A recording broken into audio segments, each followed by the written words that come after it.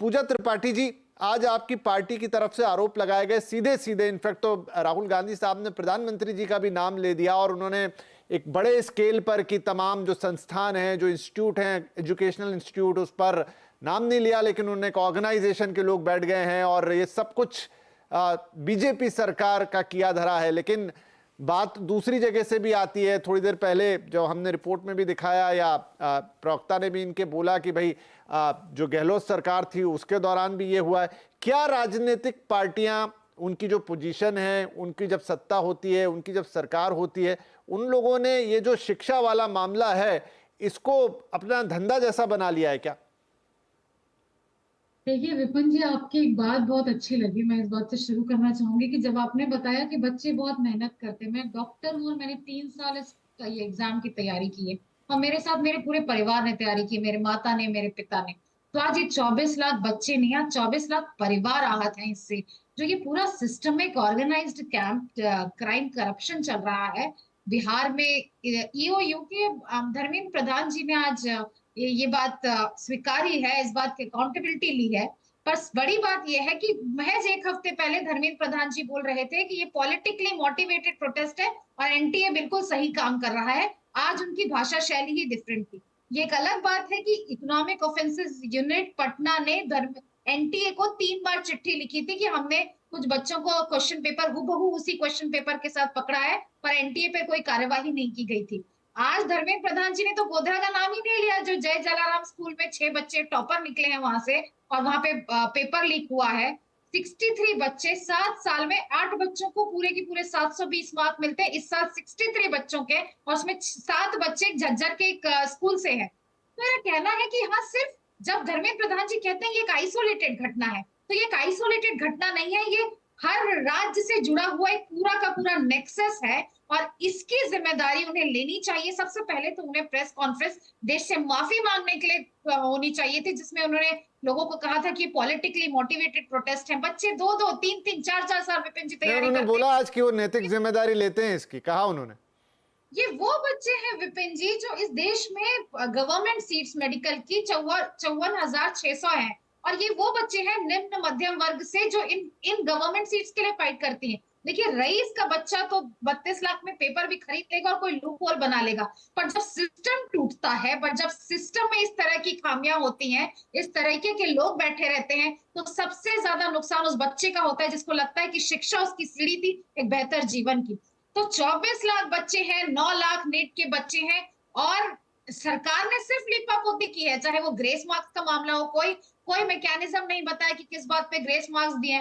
जिस चीज को, जिस रॉन्ग को अंडू करने के लिए सरकार को आगे आना चाहिए था, उसे सुप्रीम कोर्ट आके कह रहा है कि अगर दशमलव भर भी कोई गलती हुई होगी तो आपको इसको आप कैसे डॉक्टर्स लेके आएंगे बाहर। पर सरकार तो हमेशा सिर्फ अपनी पीठ थपथपाती रही, उनको लगा पॉलिटिकली मोटिवेटेड प्रोटेस्ट है। आपने राजस्थान की पेपर लीक की बात की, जनता ने तो राजस्थान सरकार को बदल दिया। पिछले 7 साल में 70 पेपर लीक हुए हैं। ये इस देश की शिक्षा व्यवस्था है, इस देश में जवाबदेही का कल्चर है। हमें लगता है, हमें डिमांड है, और प्रधानमंत्री जी परीक्षा पर चर्चा करते हैं, प्रधानमंत्री जी पेपर लीक पर चर्चा क्यों नहीं करते? वो मन की बात के लिए सजेशंस मंगा रहे हैं ना, तो आज 24 लाख बच्चे और 9 लाख नेट के बच्चे, हाँ, उनको लिखना चाहिए कि आप पेपर लीक पर चर्चा करिए। यहाँ ये पॉलिटिकल नहीं है, ये सिर्फ ये विद्रोह की शक्ति है, ये प्रोटेस्ट की शक्ति के। जब आज 24 लाख बच्चे सड़क पर हैं, आज जब विपक्ष का हर नेता ये मुद्दा उठा रहा है, तब एजुकेशन मिनिस्ट्री को ये संज्ञान लेना पड़ा, तब एजुकेशन मिनिस्ट्री आके कह रहा है कि हमसे गलतियां हुई हैं और इसको सिस्टम को दुरुस्त करेंगे। लेकिन अभी भी परीक्षा के रीटेस्ट करवाने की बात नहीं, जो बच्चों का प्राथमिक मुद्दा है, बच्चों के मुद्दा नहीं, देखिए रीटेस्ट नहीं, यहाँ पर पूजा जी, मैं क्योंकि रीटेस्ट पे एकदम कूद जाना, ये बहुत एक दुधारी तलवार जैसा फैसला होगा और बहुत सोच समझ के लेना होगा कि इसे रीटेस्ट कराएं, इसमें एक पार्ट टेस्ट कराएं, वो आगे होगा। और अभी मामला कोर्ट में है। कंचना यादव जी, अब उंगली उठ रही है आरजेडी की तरफ, तेजस्वी यादव का नाम आ रहा है, उनके पीएस का नाम आ रहा है, इस पे कुछ कहना चाहेंगी आप? और बहुत सारी चीजें हैं जो इशारा कर रही हैं, आप बताएंगी क्या जवाब है इसका? नहीं, जो सवाल आप मुझसे कर रहे हैं, यही सवाल अभी धर्मेंद्र प्रधान जी से भी किसी जर्नलिस्ट ने पूछा था कि क्या बीजेपी का जो यूनिट है बिहार में और बीजेपी का जो यूनिट है केंद्र में, इन दोनों के बीच में कोई समन्वय नहीं है क्या? क्योंकि बिहार में तो तेजस्वी यादव जी पर आरोप लगा रहे हैं और पीए पर आरोप लगा रहे हैं, और पता नहीं किस पर आरोप लगा रहे हैं, सिर्फ इसलिए क्योंकि जो पकड़ा गया है एक लड़का, उसके नाम के पीछे वो सरनेम है जो किसी भी तरीके से हमारी पार्टी से जुड़ा चलता आया हुआ है या जोड़ा गया है। लेकिन यही जब धर्मेंद्र प्रधान जी से सेम सवाल पूछा गया तो उन्होंने बहुत गोल मोल करके कोई जवाब नहीं दिया, इस पर कोई भी जवाब नहीं दिया उन पर। उन्होंने बस लास्ट में ये कहा कि दूध का दूध और पानी का पानी हो जाएगा। तो मैं इनसे पूछना चाह रही हूँ कि जो अभी प्रेस कॉन्फ्रेंस धर्मेंद्र प्रधान जी ने किया, लगभग क्या मतलब निकला इसका? एक कमेटी बनाएंगे, कमेटी जांच करेगी, कमेटी क्या होगी उन्होंने यह भी नहीं बताया। कमेटी को हेड कौन करेगा उन्होंने यह भी नहीं बताया। उन्होंने यह भी नहीं बताया कि किस बेसिस पर 1563 बच्चों को ग्रेस मार्किंग दिया गया, जबकि 2018 का वो फ्लैट का जो जजमेंट है सुप्रीम कोर्ट ने दिया था Disha Panchol versus state of secretary में, वो साफ करता है। कंचना जी, आपके सारे पॉइंट वैलिड है, लेकिन मैंने जो आपसे सवाल पूछा उसका तो बताइए। जी देखिए, ये अनफॉर्चुनेट कहिए, फॉर्चुनेट कहिए, बीजेपी का एक बहुत अच्छा तरीका है। इनके पास शासन है, इनके पास प्रशासन है, इनके का सब कुछ है, लेकिन आरोप किस पर लगाएंगे? विपक्ष पर। भाई अगर इतना ही आपको विपक्ष से प्रेम है तो विपक्ष में बैठ जाइए। इसका हम तो कह रहे हैं ना कि आप जांच करवाइए। बिना जांच करवाए हुए आप किसी का ऐसे नाम उछाल देते हो। मैं आपको एक एग्जांपल देती हूँ, ये मैं जरूरत नहीं समझती थी, लेकिन आपने दोबारा पूछा तो मैं बताती हूँ।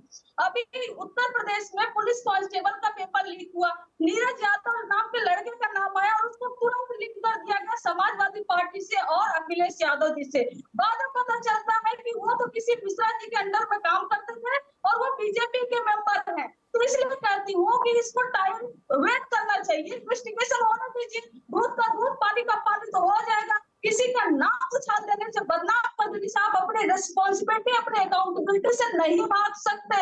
सरकार आप पे आप चुने गए हुए हैं, डबल इंजन की सरकार आपकी। एक पेपर भी 5 साल में 41 पेपर लीक हुए हैं और इसको मिला ले। अनफॉर्चुनेटली या फॉर्चुनेटली मैं फिर बोलती हूँ कि मैं स्टूडेंट नहीं हूँ, मैं नीट में भी अपीयर हुई हूँ और नहीं क्वालिफाई होने के बाद मैं नेट में भी अपीयर हुई हूँ और नेट में मैं पास की हूँ। इसलिए मैं बता रही हूँ यहाँ पर कि ये इतना आसान नहीं होता। ये दोनों पेपर बहुत ही डिफिकल्ट होते हैं।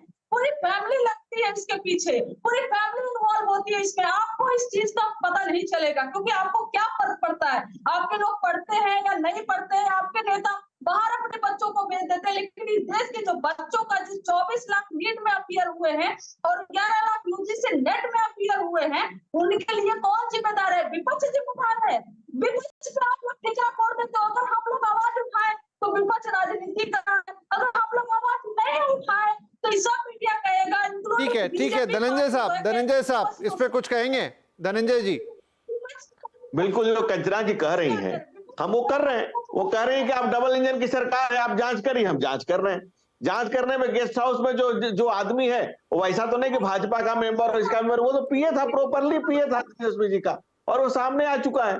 तेजस्वी जी का पीए था, उनके कहने पर गेस्ट हाउस। वो कह रहा है कि मेरे फूफा ने मुझे बुलाया, कहा कि ऑल सेट एंड डन है, मैंने इतना पैसा दिया, मुझे लिया गया और मैंने इनके कहने पर मुझे इन्होंने रुकवाया, इन्होंने पेपर दिया। तो ये कोई आज का थोड़ी है भाई। अब अगर आरजेडी की आप बात करेंगे तो लालू जी 4 मामले में सुप्रीम कोर्ट से सजा याफ्ता है, तो उसके बाद क्या की जाए? दूसरी बात, तेजस्वी जी पर 12 लोगों ने एफिडेविट किया है कि नौकरी के बदले उनका जमीन मकान दुकान लेकर के रखे हुए हैं। ये सारे एफिडेविट कोर्ट में जमा है और बयान करें कि हम आपको समझ में नहीं आएगा। अरे भाई, तेजस्वी जी को समझ में नहीं आएगा। नौकरी का धंधा करना पुराना उनका फंदा है, ये उनका खानदानी चला आ रहा है। तो मैं उनकी बात नहीं कर रहा हूं, मैं अभी सीरियस बात कर रहा हूं। मैं इस देश के बच्चों के भविष्य बर्बाद कर रहा हूं। हमारी चिंता नहीं है कि लालू ने कितना लूटा है, हमारी चिंता केंद्र में वो नहीं है। हमारी चिंता केंद्र में है कि तेजस्वी के गले में 1 दर्जन जमीनों और प्रॉपर्टियों की माला लटकी हुई है। वो हम अभी बात नहीं कर रहे हैं। हम बात अभी ये कर रहे हैं, संवेदनात्मक बात कर रहे हैं, देश के भविष्य की बात कर रहे हैं, 25 लाख छात्रों का भविष्य की बात कर रहे हैं। हम चिंता उसकी कर रहे हैं। बिहार को लालू के ललटेन ने किस तरह से लहलहा करके लूटा है और किस तरह से पूरा जला कर खाक किया है, उसकी बात अभी नहीं हो रही। अभी बात ये नहीं हो रही